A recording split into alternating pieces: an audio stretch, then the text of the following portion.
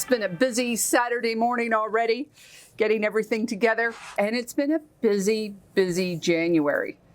I don't know how many of you have been participating in the Declutter Challenge, but it has been very, for lack of a better word, exhausting. It's just so full of emotions, and it's so taxing making all those decisions all the time. I'm at the end of January, and life is looking a whole lot better with a clean sewing room. Thank you all for showing up. Really glad to see you from all over the world. Thank you. From Wanda has asked, in my hexie jar, what size do I cut? Well, one day I was in Michael's with my 30% or 60% off coupon, and I saw this little device. It's made by Fiskars, and it's a hexagon.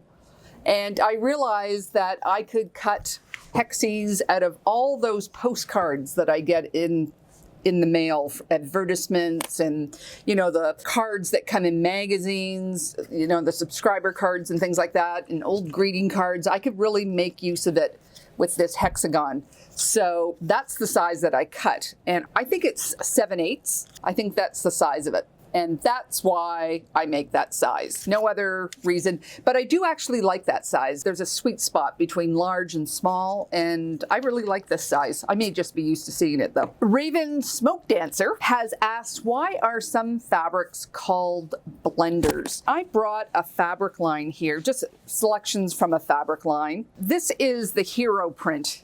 It's a horse. What is it called? Purebred. It's a horse pattern. And there was a panel that went with it. And it has some beautiful colored prints like this. And blenders are the fabrics that the designers make that are either in two colors or one color. They are often very small. So these are just little cactus. And they're in different colors. And then she did this one, which is kind of a stripe, but it's a wood grain, but again, just two color. And those are designed just to help all the fabrics work together, to give a little bit of calmness to the color palette. And as you're arranging things, just give a place for your eye to rest. And that's why they're called blenders. So blenders are two-tone or one-tone. The print isn't very busy and can often disappear into something very, very small. Like, I'm not even sure if you can, it can often read just as one color. This is a green with a very, very tiny blue on it, and it just provides that spot for your eye to rest. If you remember my video, Scrap Buster number 4, the UK symbols from London with Love, I think was the fabric line. And that did not have a blender in it. It was a very small line. I think there were 11 prints in it, and it required you to get your own blenders to work. But they were just so busy all together, and I included 3 solids to add that element where your eye can rest. Sarah Wilson, she has some shot cottons, and she just wanted to know how to treat them so that she didn't ruin them. If you're treating your fabrics well, there's no way you can ruin them. The difference between a shot cotton is this is a quilting cotton. So you've got a pattern on the front, and then it's printed on the front, and then your back is going to be just plain fabric. With a shot cotton, the threads are actually dyed so that from front to back, it's almost the same. Sometimes it gives like a reverse pattern depending on how the threads are woven. So you have to be careful when you're using shot cottons that you're working with your good side, because sometimes they can be just subtly different. So that's one thing to work with. Shot cottons can be heavy, they can be light, but they are gorgeous. They do have beautiful, vibrant colors in them. But if you treat them the same way that you treat your quilting cotton, you're going to be fine. The grain issue is a different for quilters, but I find with shot cottons, I will correct for grain, where with a regular quilting cotton, I don't necessarily correct for grain, but I normally do with shot cottons, just because the grain is just so much more obvious off, because the the threads are yarn dyed. So have fun. They're absolutely gorgeous fabrics. You can do it. Pamela asks when to wash fabric in flimsies. I did a video on shrinkage, and I did 3 different versions. I pre-washed all the fabrics at the beginning. I made the quilt and then washed the flimsy, and then I just did with non-pre-wash fabrics. I made them and then I washed everything again. So there was a second washing, so everything was shrunk.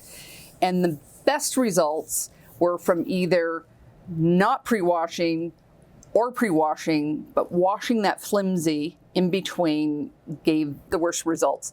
It wasn't terrible, but it was just puffy and uneven, and I was just working with a baby size quilt. So I would expect if I was doing a bigger quilt with more piecing, it probably would have been a lot worse. But my favorite results were with the pre-washed, and I was not a pre-washer, and I am now with selected quilts pre-washing my fabric ahead of time because I did like the look and the feel of the pre-wash fabrics as I'm working with them. So that's just something that's evolved as I've become a better quilter. So you can make your own experiments. There's advanced quilters out there that never pre-wash their fabrics. So it's, again, your choice and your convenience. Pat Davis has just asked, what is a flimsy? A flimsy is a quilt top, a finished quilt top. What classes am I looking forward to doing at Quiltcon? I'm actually not taking any online classes, but I am attending, I think I've booked in 5 different lectures, and they're spread out over the 3 different days. So I was just looking at them the other day. I think it was what judges are working for. There was the one that Mary Fons was giving. There's a couple of other ones. I think I've got 5.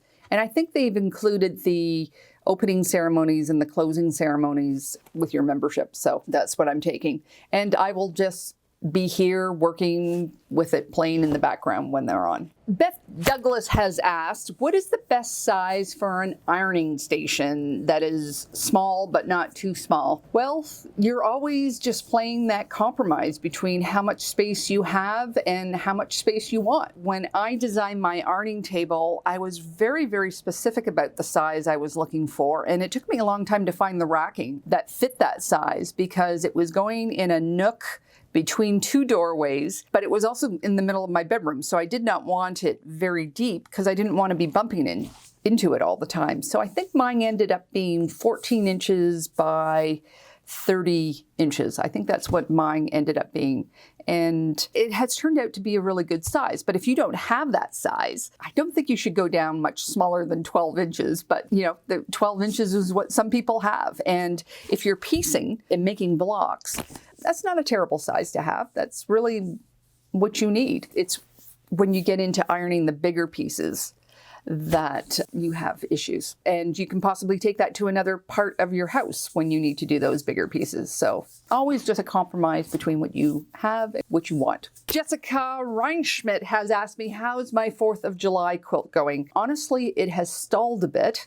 I still have to make the back, but I'm not rushing to make the back because I'm still trying to figure out how I'm going to quilt it. I have a long arm now, but I still have to have the skill to quilt it the way I want to quilt it. And because I made it as complicated as I possibly could, my quilting is either going to be very custom or an all-over design, even design. And if it's an all-over even design, then I've got to figure out what color of thread that I'm using. So that will work with everything. So I'm still thinking, still occupying a lot of brain space, and it's sitting right over there. And I realized today that making the back is probably the next thing on my list to do. Somebody's asked what is on my long arm right now. I'm just at the very base of my Sugary Dew quilt. I've got a couple more rows to go. And again, I was in a situation with, do I go very custom or do I just go all over? And I decided that I really just wanted a very modern type of look to it. So I just did straight line quilting right across. And I used a Fantastico variegated thread, which is kind of like Glide. It has a nice sheen to it. I use Fantastico. If you've ever seen my video on making the rope baskets,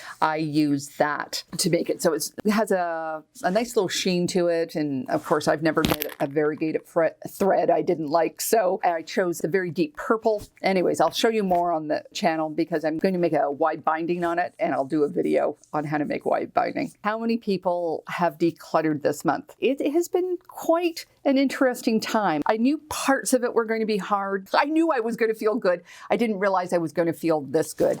I had a couple of aha moments. If you've been watching my daily videos, you know I had that moment with the Tula Pink threads. I had this beautiful Aurifil collection, but I'd been keeping them in a special container that it came in, beautiful packaging. That was just a way of, like, I kept it separate.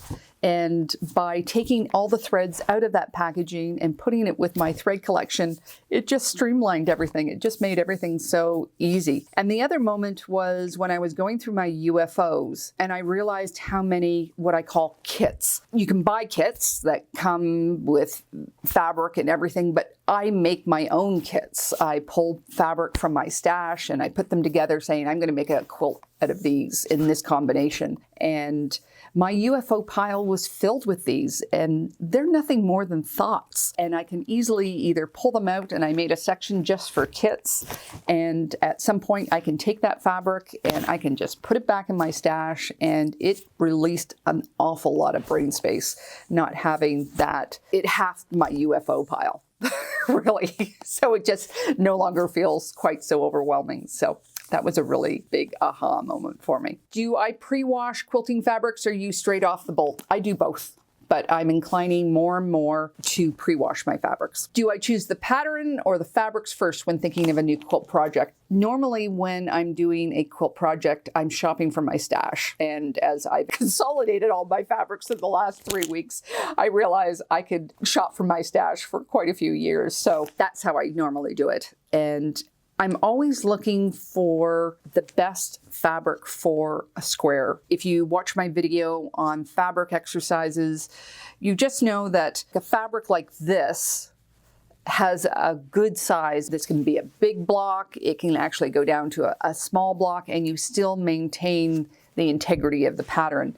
Where something like this type of pattern, you know, you're looking for a block, probably not much smaller than that to show off the size of that horse. Otherwise you're cutting through it, and why use this fabric if you're not going to get the full benefit of the pattern? So that's what I'm always looking for when I'm designing patterns.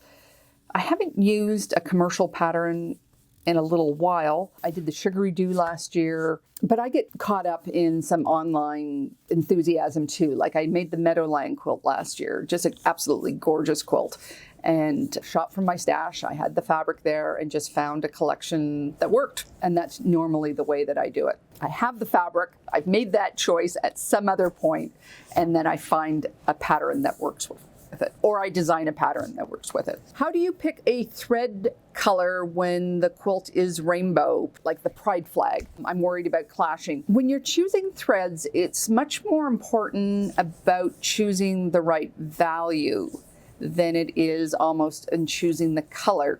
Now, it depends on what you want to do with it. If you're putting a thread on top, it's personal taste as well. Do you want that thread to show up, or do you want that thread to disappear? And weight of thread can make a big difference in that as well. But if you're sewing like English paper piecing and you're looking for the thread that is holding everything together, like I was just doing this yesterday. I had a navy blue, and I don't have navy blue in the thread type that I'm using. I use Invisifil for that.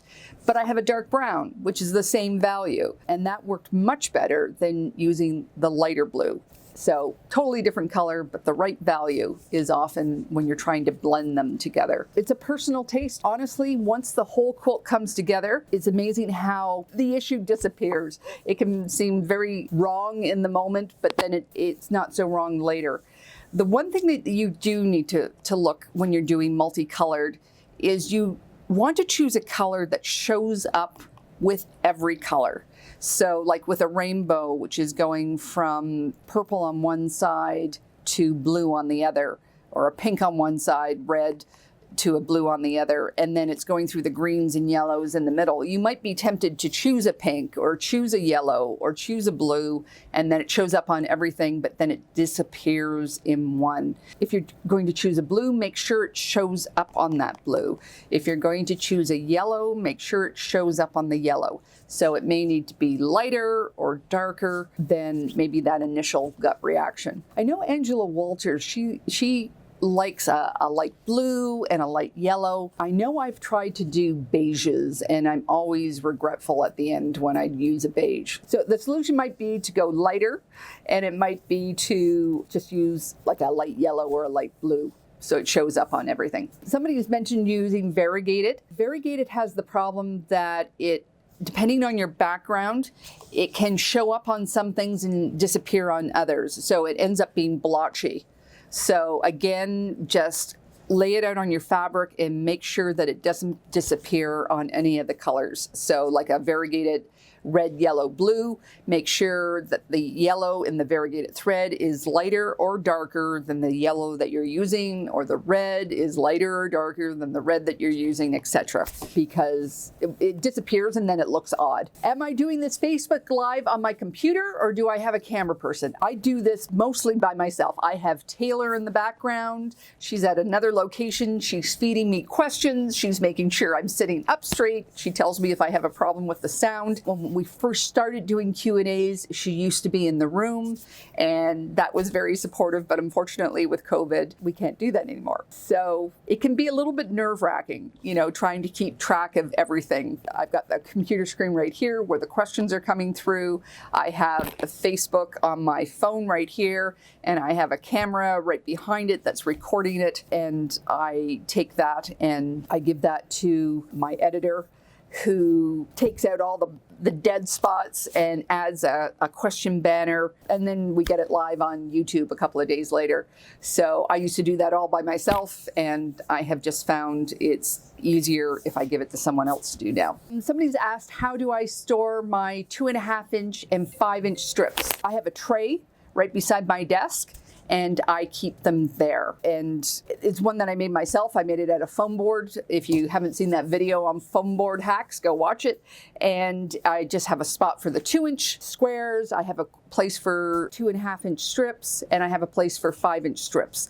And within that tray, I also have a spot for the blocks that I like to make. So if you've seen my video on scrap sampler block, I cut them down into shapes so that I can just make them as leaders and enders. And as I'm making other projects, it's amazing how fast you can make these scrap sampler blocks. You'll end up with a stack of maybe 10 or 15 by the time you finish a project. I just keep them always ready to go. And there's some days when I really don't feel like sewing anything big, and I just make scrap sampler blocks. And I incorporate those into the back of my quilts. My last 5 quilts that I've made, when I made the quilt back, I've gone into my stash. One was my orange quilt, so I went in and found orange blocks. One was my On the Farm quilt, which is finally done, bound. I just need to put a label on it to get it out to my uncle. And just went in and found blocks and coordinating colors. I may probably end up making a full quilt out of them this year. I probably have that many done. And honestly, I'm getting a little bored of them, so it may be time for me to do another scrap sampler block video. If that sounds like a good idea, put that in the comments below, because I need something new. What color of thread do you use for piecing when you have a very dark, very light, and multicolored fabric? Okay, so for piecing, quilting is different than piecing a dress or other things, because when you fold your fabric to the side, most of your stitches are hidden within the seam. It's not like in other areas where you press the seams out and flat. I honestly sew with like 6 different colors of threads. I have 2 beiges, and I have 2 grays, and then I have a lime green, actually it's 7, lime green, turquoise, like a rusty red, and a yellow. And it just depends on what I'm sewing. I guess I have a white and a black, but I so rarely sew with white and black. I don't use them very often. And again, it's about value. Just take a look at your fabric and choose which one works best. It's not about perfectly matching. because it gets hidden and your stitches are smaller than when you do dressmaking. And it's a lesson I learned fairly early. I was in a quilt store and I was all stressed out because I was missing the exact color of thread, and the store owner told me you can sew almost everything with beige. So don't stress about it. If it's one tone of yellow as opposed to another tone of yellow, or if it's multicolored, just take the color that's pulling the whole quilt together. You can make the whole quilt with one color of thread. What stitch length do I use for piecing? I use 2 to 210.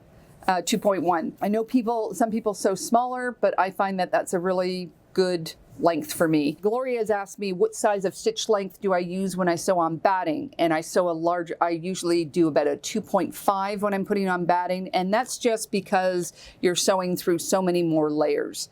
And you just need a larger size to get through all those different layers. Some people really take it down when they're sewing paper piecing, like they're like 1.5, but I've never sewn that small. I just find that way too tight. Again, whatever works for you. Somebody's asked about hanging sleeves. What's the best fabric to make a hanging sleeve out of? I just use scrap fabric that I have around. Now, truly, I am trying not to draw attention to it, so I'm looking for something that will blend in the background, but most of the time I know it's going to be coming off at some point, so I'm not really wanting to waste any precious fabric. I think if I was submitting into a show, I would make a little bit more effort to make it match or somewhat coordinate, but I've had my quilts hang in exhibits with fabric that have been just totally different, but it's not seen, it's on the back. Somebody's going through their fabric. How can they decide if it's good enough to quilt or just too thin? You can quilt with all sorts of different layers. I think it goes back to whether you like your fabric or not. Once you get into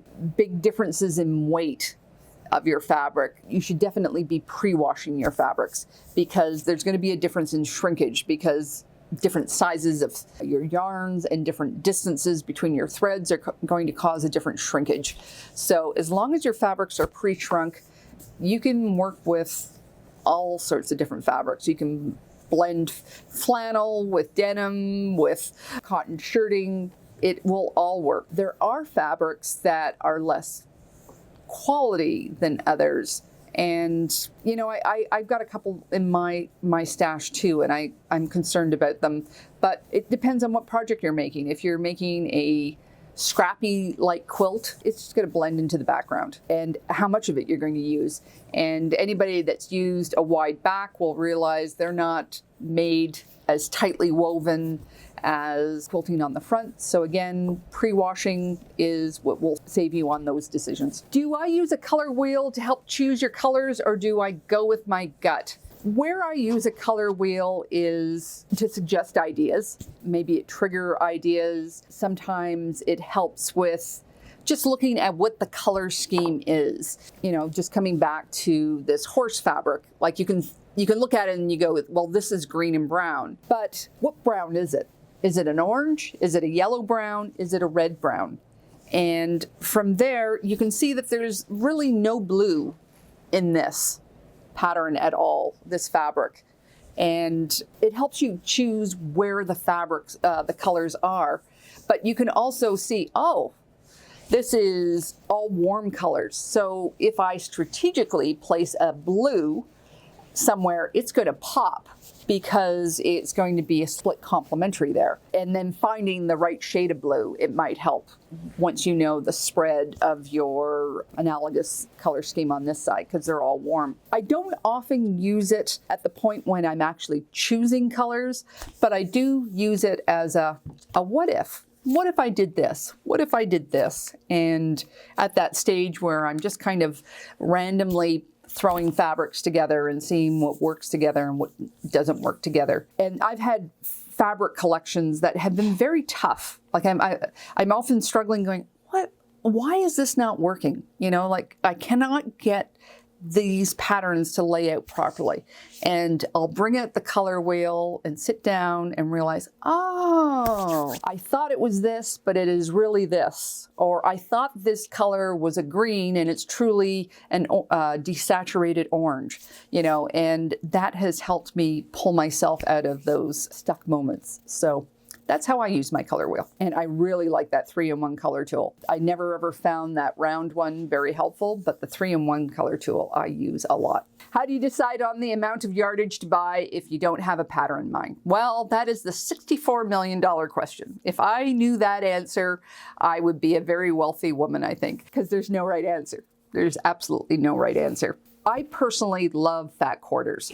They have been my preferred way of buying fabric since I started, but I'm evolving now. I realize, one, that the fabric collection as its entirety is not necessarily something that I want. And I'm also finding that there's some fabrics, such as our blenders, that may work better if I have a quarter yard instead of a fat quarter.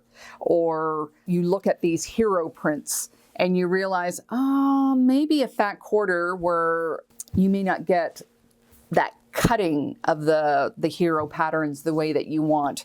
And I want that off the bolt so I can make sure that I have the repeat of those fabrics properly. Some people are saying 3 yards for a border, but for me, like when you're looking at the bigger prints, like something like this would be, it's also the amount of places where you can use it. So a fabric like this, you could use this in your piecing, you could use this in borders, you could use this as a back. So if it's that type of fabric, you could buy more and then it would be more useful for you. Whereas something, again, with that horse print, you probably have something very specific in mind for that. That's going to be the center of a block, or it's going to be a panel. It might work as a back, but it's very individualized for every single fabric. There's just no general answer that you can give. And it also depends on how many quilts you make. Like if every time you went out and you bought 5 yards of fabric, you would quickly, very, very quickly end up with more fabric than you'll ever need. So budget is a big thing. No fabric is ever valuable, so valuable that you have to have it, that you put it on a credit card and pay it off over 4 years. So it's so many different things. How much can you afford? How much space you have? And where are you actually going to use it? I don't buy 5 yards of any fabric other than a wide back. That's my personal thing. But then I don't make a lot of quilts with borders, and I make more scrappy quilts. And I don't mean that I make small pieces or very scrappy overall, but like the Meadowland quilt, if you've seen that one, that's a scrappy quilt. Even though you're not using scraps, you're using fat quarters, but none of your blocks are the same. They're all different varieties, and those are the type of blocks I like to make. So a quilt that may have 25 of the same block, but they're all different because they're all made with different fabrics. That's the type of quilt I like to make. Somebody's asked me if I could do a video on a quilting label, and I am. I've made my first label, and I've just had my first aha moment, so I'm on a journey to find how to make quilt labels. So one will be coming. And do I have a video on making that hexie ball? Yes, I do. It's actually one of my very first videos that I ever made. English paper piecing soccer ball. Just go take a look at my list and go right down to the very bottom. It's right there. And that one is actually machine sewn, though the smaller ones you have to hand sew. That one there is machine sewn, and I love it. It's like a big pillow that I shoot around. It's amazing how fast 40 minutes can go. It's just crazy. Thank you all for showing up today. Thank you all for joining me on the Declutter Challenge trip. The Declutter Challenge is going to remain on my blog forever, and I will refer to it, and it will be there so you can, if you haven't finished it, you can go at your own pace. If you choose to start it at some time in the year, it will be there for you to follow. Somebody's asked me, what is the quilt behind me? This is Aviatrix by Elizabeth Hartman. And I believe Taylor has put a link in the chat for the pattern if you're interested. I would say it would be an advanced beginner. There is a star in the middle, and there are these butterflies that have bias seams, but the rest of it is just half square triangles and strips. And of course it's a medallion, so you have the challenge of the medallion, but truly if you have advanced beginner skills, you can do this one. My last video was unboxing my long arm. If you haven't seen it, I'll put a link down in the notes below. And definitely check out my interview with Cassius St. Clair. She is the author of The Secret Lives of Color and The Golden Thread, and both are brilliant books. I love The Golden Thread. It's one of those ones that I have playing on in the background all the time. And it's an interesting history of textiles and how they have influenced the world between ancient times and even recent times with the space program. So very, very good read. Thank you very much for showing up. I hope you continue to join me for organizing your sewing space. I've got some stash busters coming up this year. With my space all cleared out, I cannot believe all the creativity that's happening, all these wonderful ideas. And hopefully I'm also doing a lecture series. So I may see you online in a Zoom meeting sometime soon with that, if your guild has contacted me for the lecture. So take care, and I'll see you soon.